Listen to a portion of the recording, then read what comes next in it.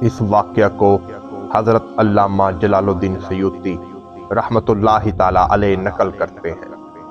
حضرت عبداللہ بن رحمان رضی اللہ تعالی عنہ فرماتے ہیں کہ جب باغیوں نے حضرت عثمان رضی اللہ تعالی عنہ کے گھر کا محاصرہ کر دیا، گھر میں ایک پانی کی بوند تک موجود نہ تھی۔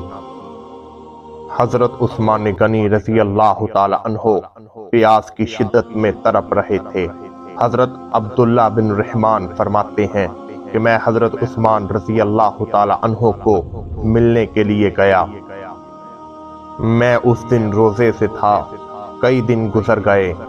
باغیوں نے حضرت عثمان غنی رضی اللہ تعالی عنہ کے گھر کا محاصرہ کیا ہوا تھا۔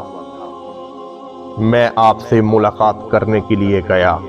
مجھ کو دیکھ کر کہتے ہیں، اے عبداللہ بن سلام، آج رات نبی کریم صلی اللہ علیہ وآلہ وسلم آئے تھے اور کہا کہ ان باغیوں نے تمہارے گھر کا محاصرہ کیا ہوا ہے۔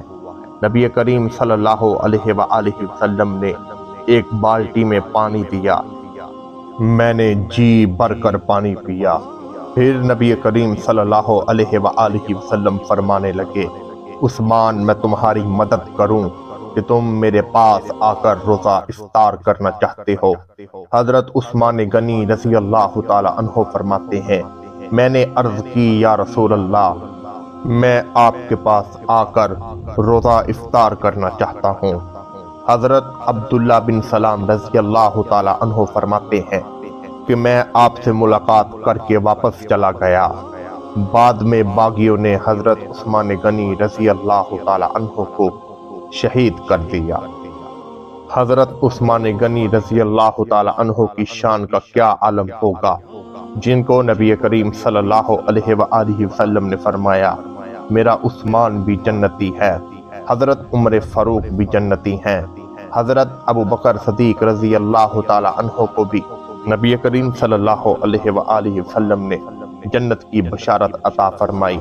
حضرت عثمان غنی رضی اللہ تعالی عنہ وہ شخصیت ہیں جن کو ایک بار نہیں، دو مرتبہ نبی کریم صلی اللہ علیہ وآلہ وسلم نے جنت کی بشارت دی۔ یا الہی، ہم نے حضرت عثمان غنی رضی اللہ تعالی عنہ کا ذکر کیا، ہماری تمام غلطیوں کو معاف فرما کر اس کو تو اپنی بارگاہ میں قبول و منظور فرما۔ آمین ثم آمین۔